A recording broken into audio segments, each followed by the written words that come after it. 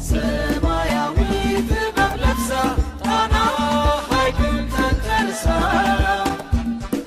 ይንጋጋስን በማለዳ ከአባይ እልፍኝ ከአባይ ጓዳ ዘወትር አያታለን ጥበብን ስትቀዳ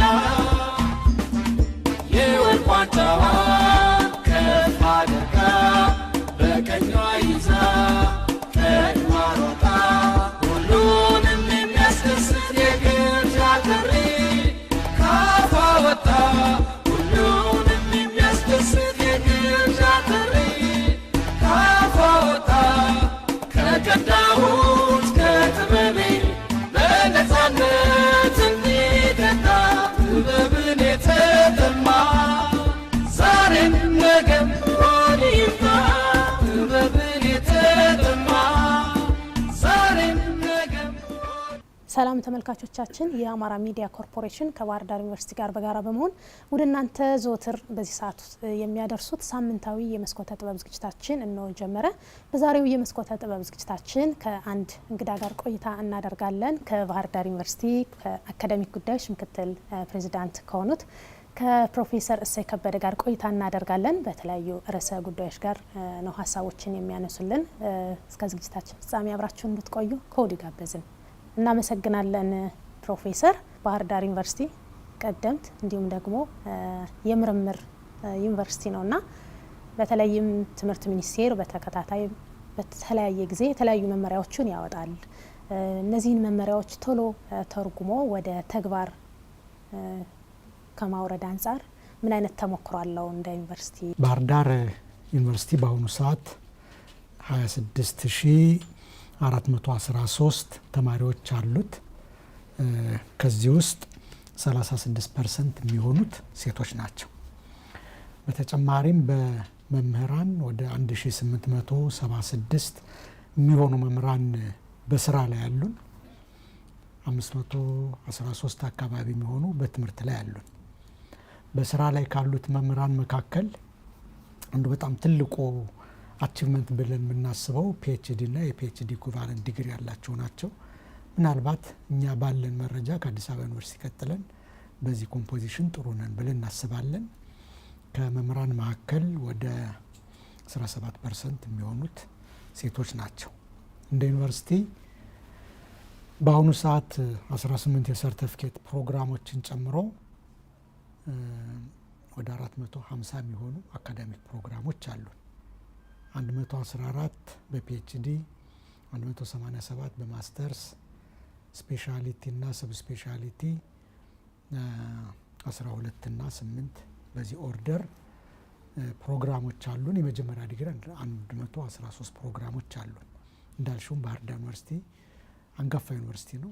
በሁሉም ረገድ በመምህራንም በተማሪ ቁጥርም በአካዳሚክ ፕሮግራምም በሪሶርስም በታሪክም ቀደምት ተቋም ነን። ጠንካራ ተቋም ነን። በብዙ አካዳሚክ ክፍሎቻችን እንታወቃለን። ትምህርት ሚኒስቴር ብዙ ስራዎችን ሲሰራ ባህር ዳር ዩኒቨርሲቲ አብሮ ይሰራል። ያው እንደ ሁሉም ዩኒቨርሲቲ ሼር ያደርጋል። ግን ደግሞ እኛ ካለን የፕሮግራም ዳይቨርሲቲም ካለን የስታፍ ኮምፖዚሽንም ካሉን የሙያ ስብጥርም አንጻር ባህር ዳር ዩኒቨርሲቲ ትምህርት ሚኒስቴር በሚሰራቸው ፖሊሲዎች በሚሰራቸው ስራዎች ሁሉ ንቁ ተሳታፊ ነን። ፈተና ሴት በማድረግ ፕሮግራም ካሪኩለሞችን በማዘጋጀት ህጎችን ትምህርት ሚኒስቴር ያወጣል በተሰጠው ስልጣን መሰረት። ፎርማል የሆኑ መመሪያዎች ሲሆኑ ረቂቆቹ ተዘጋጅተው ሸር ይደረጋሉ ለዩኒቨርሲቲ ኃላፊዎች። በተለያየ ደረጃ ብዙ ጊዜ ምክክር ይደረግባቸዋል። ጽሁፎችም ተልከው ኮሜንት እንድንሰጥባቸው ይደረጋል። ባህር ዳር በዛ ላይ ንቁ ተሳታፊ ነው። ቁጭ ብለን እንደ ቲም ኮሜንት እንድንሰጥ የተላከልንን መመሪያ ዲቴይሉን አይተን ኮሜንት እንሰጣለን። እንደ ተቋም አንዳንድ መመሪያዎች ያው በደብዳቤ የሚወርዱ አሉ። እነሱ ለኮሜንት የማይላኩም፣ እነሱን ተቀብለን እንፈጽማለን። ያው ትምህርት ሚኒስቴር ስለሆነ ተጠሪነታችን። ባህር ዳር ዩኒቨርሲቲ መመሪያዎችን ተረድቶ በመፈጸም ረገድ ችግር የለብንም። ቅድምም እንዳልኩት ከረቂቁ ጀምሮ ብዙ ግብአትም ስለምንሰጥ አውቀን ነው የምንፈጽመው። ብዙ ጊዜ የሚነሳ ከመምህራን ደረጃ እድገት ጋር ትምህርት ሚኒስቴር ስለሆነ አጠቃላይ ስታንዳርዱን የሚያወጣው ከዛ ጋር በተያያዘ የሚነሱ እሾች እንዳሉ እረዳለሁኝ። ቀደም ሲል የነበረው ከአመታት በፊት ማለት ነው የነበረው የመምህራን የደረጃ እድገት መመሪያ እንደዚሁ በዚሁ ሂደት ነው ያለፈው። ኮሜንት ተደርጓል። የበኩላችን ኮንትሪቢዩት አድርገናል። ያን መሰረት አድርጎ ወጥቷል። ኮሜንት ያደረግነው ሁሉ ኢንኮርፖሬት ላይ ይደረግ ይችላል። ያው ከተለያየ ዩኒቨርሲቲ ስለሆነ ኮሜንቱ የሚመጣው በዛ መሰረት ጸድቆ መጥቷል። ተግባራዊ ስናደርገው ቆይተናል። መመሪያዎች ወጥተው ተግባራዊ መደረግ ከጀመሩ በኋላ አንዳንድ ክፍተቶች ያጋጥማሉ። በተቋማት ደረጃ የግድ መሸፈን የሚገባቸው ክፍተቶች ያጋጥማሉ። ለምሳሌ ባለፈው ስራ ላይ በነበረው በእርግጥ አሁንም የቀጠለ ነው እሱ የደረጃ እድገት መመሪያ ላይ አንዱ መምህራን የደረጃ እድገት እንዲያገኙ የሚፈልግባቸው በዩኒቨርሲቲ ውስጥ አገልግሎት መስጠት ነው። በዩኒቨርሲቲ ውስጥ አገልግሎት መስጠት አንደኛው በኃላፊነት ከዲፓርትመንት ኃላፊነት ጀምሮ እስከ ፕሬዝደንትነት አገልግሎት መስጠት ሪኳየርመንት ነው። ሁለተኛው በዩኒቨርሲቲ ውስጥ የተለያዩ ቋሚ ኮሚቴዎች አሉ። ብዙ አይደሉም፣ ጥቂት ናቸው፣ ግን ቋሚ ኮሚቴዎች አሉ። በእነሱ ውስጥ አባል መሆን የራሱ ወይታ አለው፣ አስገዳጅ ነው። አድሆክ ኮሚቴዎች ደግሞ አሉ፣ እንዲያጫጭር ለተወሰነ ጊዜ ለተወሰነ ሰርቪስ ዴሊቨር ለማድረግ የሚቋቋሙ በዛ ኮሚቴ ሆኖ መስራት ግዴታ ነው። ባለፈው ህግ ምን ችግር ገጠመን? ሁሉም መምህር ኃላፊ ሆኖ ሊሰራ አይችልም። በተጨባጭ ፕሬዝደንት አሁን አንድ የፕሬዝደንት ፖዚሽን ነው ያለው። 6 ዓመት ነው የአገልግሎት ዘመኑ። አንድ ሰው ፕሬዝደንት ሆኖ ለመስራት ቢሞክር አሁን እንደኛ 1876 መምህር ባለበት ትልቅ ተቋም ኢቭን 10 መምህራን እንኳን ፕሬዝደንት ለመሆን ከ60 ዓመት በላይ መቆየት አለባቸው ማለት ነው በመምህርነትና ምክትል ፕሬዝደንትም ላይ እንዲሁ ነው። 4 አካባቢ ፖዚሽኖች ይኖራሉ። 4 ዓመት ነው ሰርቪሳቸው። በቃ ሊገኝ የሚችል አይደለም በተግባር ሁሉም እንኳን ፍላጎት ቢኖረው የሚበልጠው ብቻ አገልግሎቱን ይሰጥና ይቀራል። በተዋረድ በዲፓርትመንትም በዲንም ደረጃ ያለው ይሄ ነው። አንደኛው መምህሩ በቆይታው ጊዜ እንደው በጣም ፍላጎት እንኳን ቢኖረው ውድድር ማሸነፍ ሳይችል ይቀርና ዲን ዲፓርትመንት ሄድ ፕሬዝደንት ምክትል ፕሬዝደንት ሆኖ ማገልገል አይችልም ፍላጎት እንኳን ቢኖረው። ሁለተኛው ደግሞ ብዙ መምህራን አሉ ቶታሊ በእንደዚህ አይነት የአስተዳደራዊ መዋቅር ውስጥ ገብተው መስራት የማይፈልጉ ተፈጥሯቸው ነው። ኢንከሬጅ እናረጋቸዋለን እንዲያመለክቱ።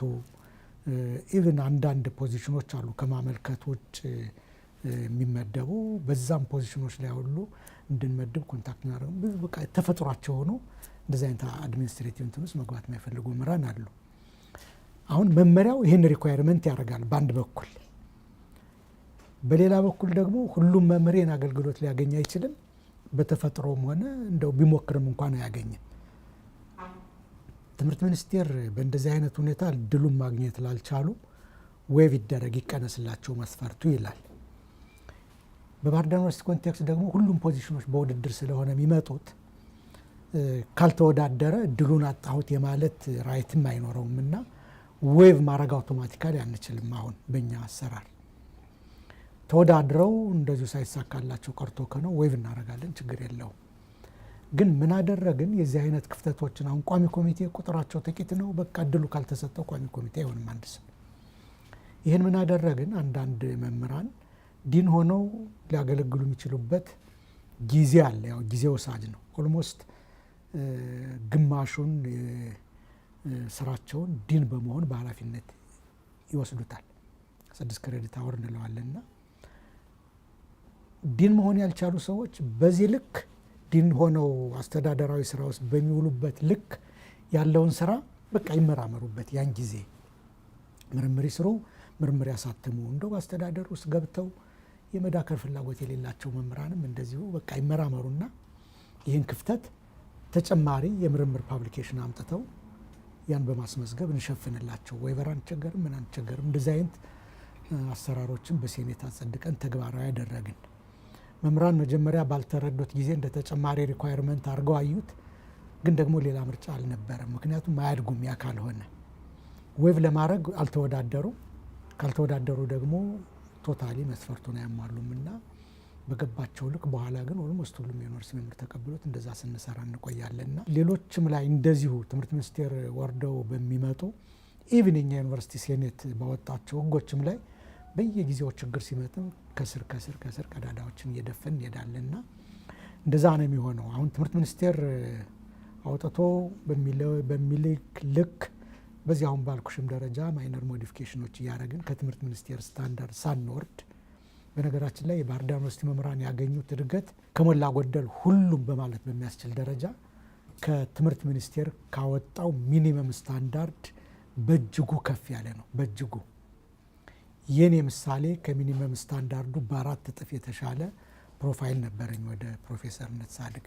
አብዛኛው መምህር በዛ ደረጃ ከኔም በተሻለ እንደዛ ነው የሚያድገው። በጥንቃቄ በጥራት ነው የምንሰራው። አዲሱን መመሪያ የማስተዋወቅ ስራ ሰርተናል።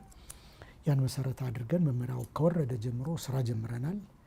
ወደ ተባባሪ ፕሮፌሰርነት ሴኔቱ ስለሆነ የሚያሳድገው ያሳደግናቸው አሉ። ምናልባት 6-7 የሚሆኑ መመሪያው ከወጣ በኋላ ያደጉ፣ ቀደም ሲል ፓይፕላይን ላይ የነበሩ ተጀምረው ቆመው የነበሩ መመሪያውም ከተለቀቀ በኋላ ያመለከቱ ወደ 10 የሚሆኑ የሙሉ ፕሮፌሰርነት አመልካቾች አሉ። የዩኒቨርሲቲው የደረጃ እድገት ቋሚ ኮሚቴ አለ። ቋሚ ኮሚቴው አይቶ ገምግሞ የ9ኙ የተሟላ ሆኖ ስለተገኘ ለውጭ ፈታኝ ተልኳል። የውጭ ፈታኞች አንዳንዶቹ መልስ እየሰጡን ነው። በቅርቡ እናሳድጋለን ብለን እንገምታለን። የአንድ መምህር መሟላት የነበረበት ዶኩመንት ነበር። አሁን አይ ቲንክ ተሟልቶ እንደገና ተመልሷል። ሌላ ተጨማሪ 2 አመልካቾች እንዳሉ ተረድቻለሁኝ። እንደመጡ ከስር ከስር እያየን መፍትሄ እንሰጣለን። የመምህራን ማደግ መምህራን ሊያገኙ ከሚችሉት ፐርሰናል ሳቲስፋክሽን በተጨማሪ ለተቋሙ በጣም ጠቃሚ ነው። እንደ ዩኒቨርሲቲ መመሪያዎችን አውቀን በጊዜው መተግበር ላይ ችግር ያለብን ተቋም አይደለንም።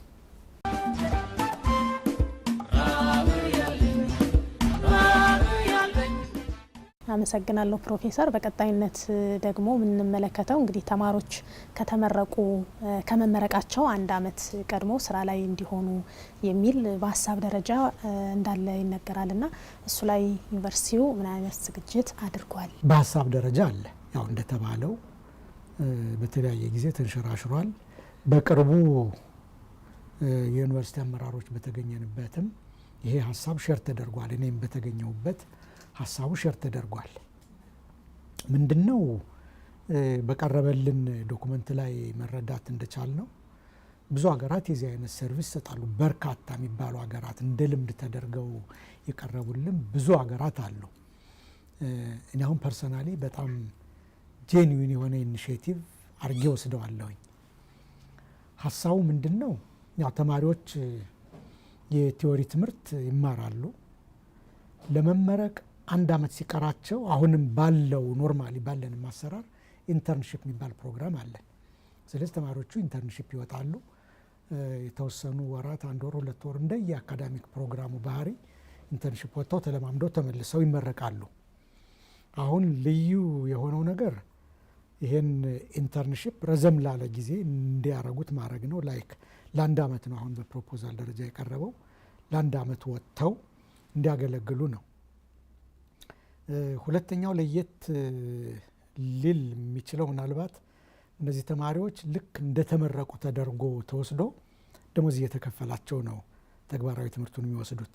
ልክ የመጀመሪያ የፍረሽ ግራጁዌቶች በመንግስት መዋቅር የሚከፈላቸውን ያህል ደሞዝ እየተከፈላቸው በየሙያቸው ተመድበው እንዲሰሩ ነው የሚደረገው። በነገራችን ላይ አሁን አንድ በደንብ ኖት መደረግ ያለበት ነገር ተማሪዎቹ የሚወጡት በሙያቸው ሊሰሩ ነው። ስለዚህ ኢንጂነሪንግ ተማሪዎች በኢንጂነሪንግ መስክ ወጥተው 1 ዓመት እንደየሙያቸው ሲቪል ኢንጂነሪንግ ከሆነ በኮንስትራክሽን መስክ፣ ኤሌክትሪካል ከሆነ በሚመለከተው መስክ ለ1 ዓመት ፕራክቲስ ያደረጉ ይቆያሉ ማለት ነው። ግብርና የተማረው ግብርና ሄዶ ፕራክቲስ ያደርጋል። ህግ በህግ ተቋማት ገብቶ 1 ዓመት ፕራክቲስ ያደርግ ይቆያል። ስለዚህ በየሙያቸው መምህራን መምህርነት የሚሰለጥኑ ሄደው ሲያስተምሩ ይቆያሉ 1 ዓመት። ደሞዝ እየተከፈላቸው ፎርማሊ ተቀጥረው ነው የሚሰሩት። ለምሩቃን ምን ጥቅም አለው? 3 ዓመት በቲዎሪ ሲያዩ የቆዩትን ሄደው በተግባር 1 ዓመት ሲለማመዱ በሚቀጥለው ዓመት ትምህርት አጠናቀው ቢሄዱ ተግባር ላይ ሊገጥማቸው የሚችለውን ቻሌንጅ ተማሪ እያሉ ያዩታል። ስለዚህ 1 ዓመት ቀሪ ጊዜ ያላቸው ተጨማሪ ኮርሶች አሉ። ተጨማሪ ከመምህራን ጋር ኮንታክት አላቸው። ተጨማሪ ራስን የማዘጋጀት ጊዜ አላቸውና ወደ ስራ ሲሰማሩ ያዩትን ክፍተት ተመልሰው መጥተው 1 ዓመት በሚማሩበት ጊዜ ለዛ ራሳቸውን እንዲያዘጋጁ ያደርጋል። ሁለተኛ ይነስ የሚብዛም ጥቂት ሳንቲም አግኝተው ይመለሳሉ ከምረቃ በፊት። ሶስተኛ ግን አሁን ባለው ሀሳብ መሰረት እንደ ስራ ልምድም ይያዛል። 1 ዓመት የስራ ልምድ ይያዛል ማለት ነው። አይ ቲንክ ይሄ 1 ዓመት የስራ ልምድም ይዘው ወደ ስራ ለመሰማራት የተሳነ ኦፖርቹኒቲ። ከዛም በላይ ግን ደግሞ ህዝባቸውንም ያገለግላሉ። ይሄ ትልቅ ፕሪቪሌጅ ነው።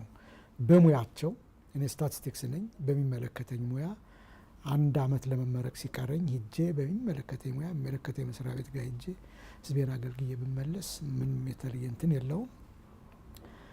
ሌላ አገልግሎት አይደለም ብዬ ነው። ናሽናል ሰርቪስ ነው የሚሰጡት፣ ግን በሙያቸው በተማሩት ትምህርት ነው አገልግሎት የሚሰጡትና ሀሳቡ ይሄ ነው።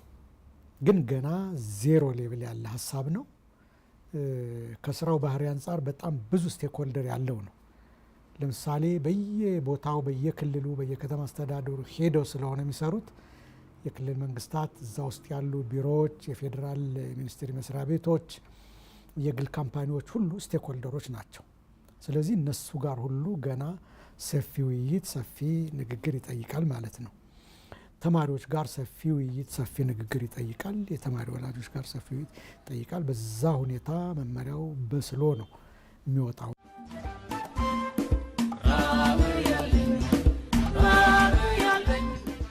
መልካም ፕሮፌሰር፣ በቀጣይነት የምንመለከተው እንግዲህ ዩኒቨርሲቲው ራስ ገዝ ለመሆን የተለያዩ ሂደቶችን እየሄደ ነው። ራስ ገዝ ሲኮን ደግሞ አቅም ማጎልበት ማሳደግ ይጠይቃልና የራስ ገዝ የተሆነ የትምህርት ስርዓቱን እስከ ማሻሻል አንጻር ምን አይነት ስራዎች እየተሰሩ ነው? ጎን ለጎን ጥሩ ሀሳብ ነው። ራስ ገዝነት ወይንም የተቋማዊ ነጻነት ጉዳይ አለ። ተቋማዊ ነጻነት በተለይ እንደ ዩኒቨርሲቲ ላሉ መዋቅሮች በቃ ባህሪያቸው ነው። ሲወለዱም ሲፈጠሩም እንደዛ መሆን ነበረባቸው በሚያስብል ደረጃ ባህሪያቸው ነው እና አይ ቲንክ ዘግይቶ ካልሆነ ኢሚዲየትሊ ተግባራዊ መደረግ ያለበት ነው ተብሎ ይታሰባል። እኔ እንደዛ ምን አለሁኝ። ለምንድን ነው እንደዛ የሚሆነው? የትምህርት ተቋም ነን። በተልእኮ ደረጃ አሁን ዋና ተልእኳችን መማር ማስተማር ነው፣ ምርምር መስራት ነው፣ የማህበረሰብ አገልግሎት መስጠት ነው። የሕክምና ተቋም ባለባቸው ዩኒቨርሲቲዎች ደግሞ የሕክምና አገልግሎት መስጠት አንዱ ሌላው ተጓዳኝ ሚሽናችን ነው። እነዚህን አገልግሎቶች ለመስጠት፣ ለማስተማር፣ ለመመራመር፣ ማህበረሰብ አገልግሎት ለመስጠት አካዳሚክ ፍሪደም የሚባለው ኮንቴክስት በጣም አስፈላጊ ነው። ለመምህራን፣ ለተማሪዎች፣ መምህራንም ተማሪዎችም የመማር የማስተማር ምርምር የመስራት ሪሌትድ የሆነ ማህበረሰብ አገልግሎት የመስጠት ነጻነት ሊኖራቸው ይገባል። ነጻነት፣ ይሄ ነጻነት ምንድን ነው? እውቀትን የመፈለግ የማወቅ፣ አካዳሚክ ዲስኮርስ የማድረግ ያለ ምንም ሬስትሪክሽን፣ ይሄ እንደው አትንካው የሚባል ርዕስ ሳይኖር በዚህ ጉዳይ ላይ አካዳሚክ ዲስኮርስ የማድረግ ተጨቃጭቆ ሳይድ የመያዝ በመረጃ ላይ ተመስርቶ ኦፍኮርስ እንደዛ የማድረግ አካዳሚክ ፍሪደም ሊኖራቸው ይገባል። እውቀትን የማግኘት እውቀትን ዲሲሚኔት የማድረግ እውቀትን በተለያየ መንገድ ዲሲሚኔት ሊያደርጉት ይችላሉ። በኮንፈረንስ እንደዚህ በሚዲያ ሊያደርጉ ይችላሉ። በፓብሊኬሽኖች ዓለም እንዲያዩ ማድረግ ይቻላል። ኦፍኮርስ ሪቪው የተደረጉ ዶኩመንቶችን ማለት ነው። በዚህ ደረጃ ነጻነት ያስፈልጋቸዋል። መምህራን፣ ተማሪዎች፣ ተመራማሪዎች በዚህ ደረጃ ነጻነት እንዲኖራቸው ደግሞ ተቋሙ ራሱ በዚህ ደረጃ አካዳሚክ ፍሪደም እንዲኖር ያስፈልጋል። አሁን እንደ ሀገር እንደሚታወቀው አዲስ አበባ ዩኒቨርሲቲ ቀደም ብሎ የተቋማዊ ነጻነቱን ወይም የራስ ገዝነት እውቅና ተሰጥቶት እየሰሩ ነው ያሉት። ከዛ በኋላ ያሉ ዩኒቨርሲቲዎች ግን በትምህርት ሚኒስቴር በኩል በተቀመጡ መስፈርቶች መሰረት ተገምግመው ነው ተቋማዊ ነጻነት ወይንም ራስ ገዝነት የሚሰጣቸው። እነዚህ ኦቨርኦል የሆኑ ግምገማዎች አሁን ተቋሙ አሁን ያለበትን ስታተስ ይገመግማሉ። የተቀመጡ መስፈርቶች በዛ ኮንቴክስት ያሉ ናቸው። አካዳሚክን በተመለከተ የአካዳሚክ ፕሮግራሞቻችን ዳይቨርሲቲ፣ የተማሪዎቻችን ዳይቨርሲቲ፣ የመምህራን አቅም፣ ለምሳሌ ስንት ፕሮፌሰሮች አሉ፣ ስንት ፒኤችዲ ያላቸው መምህራን አሉ የሚለው ድረስ ሁሉ ይታያል። አካዳሚክ ፕሮግራሞቻችን ስንት ፒኤችዲ ስንት ማስተርስ አለ የሚለው ይታያል። የምርምር ስራዎቻችን ይፈተሻሉ። ሪሶርሶቻችን ይፈተሻሉ። ላይክ ኦቶኖመስ ተቋም ብንሆን ራሱን ችሎ መስራት እንችላለን ወይ የሚለውን የሚያረጋግጥ መሆን አለበት። በአሁኑ ሰዓት ያለው የተማሪ ቅበላ ስርዓታችን፣ የተማሪ ማኔጅመንት ስርዓታችን በደንብ አድርጎ ይፈተሻል። ከተማሪ ቅበላ አንጻር በአሁኑ ሰዓት ያለው መምህር የምንቀጥርበት የምናሳድግበት፣ ያው ቅድም እንዳልኩት ናሽናል ስታንዳርድ ቢሆንም የምንቀጥርበት የምናሳድግበት፣ የአስተዳደር ሰራተኛ የምናሳድግበት፣ ማኔጅ የምናደርግበት ኦል አሰራራችን ሁሉ አንድ ባንድ ይፈተሻል። ባለው አሰራር ያለን የአስተዳደር ሰራተኛ አካዳሚያዊ አቅም ስንት ነው የመጀመሪያ ዲግሪ ያለው፣ ስንት ነው ማስተርስ ያለው፣ ስንት ነው ከዛ በታች ያለው የሚለው ሁሉ በደንብ አድርጎ ይፈተሻል። የፋይናንሳችን በተመለከተ ዩኒቨርሲቲው በአሁኑ ሰዓት ምን ያህል ገንዘብ ከተለያዩ ፕሮጀክቶች እና እንዲሁም ከተለያዩ የፋይናንስ ማግኛ ምንጮች ካቨር ያደርጋል የሚለው አሁን አንዱ መስፈርት ነው። ባህር ዳር ዩኒቨርሲቲ ከ25-30% የሚሆነውን ጠቅላላ ወጪ አሁን በተለያዩ ፕሮጀክቶች እንደምንሸፍን አረጋግጠናል። ከዚህም በላይ መሄድ ይኖርብናል። ግን አንዱ ጥንካሬያችን ይሄ ነው። ይሄ አንዱ ይታያል። የተገኘውን ገንዘብ አጠቃቀም የተመለከተ ዲቴይል ጥናት ይደረጋል። ከግዥ ከንብረት አያያዝ ጋር ሁሉ ያለን ነገር ሁሉ ይፈተሻልና በእነዚህ ፓራሜትሮች መመሪያው ያው ብዙ ጊዜ ሲታሽ ቆይቶ አሁን ኦልሞስት ወደ ፋይናል የደረሰ ይመስለኛል። ፎርማሊ አልወጣም፣ ግን ወደ ፋይናል ደርሷል። እነዚህም ፓራሜትሮች በሙሉ ያካተተ ነው። በሂደት ደረጃ ምንድን ነው የሚደረገው? ዩኒቨርሲቲዎች ራሳቸውን በእነዚህ ፓራሜትሮች እንዲገመግሙ ይደረጋል። አሁን የመጨረሻ ረቂቅ ባለው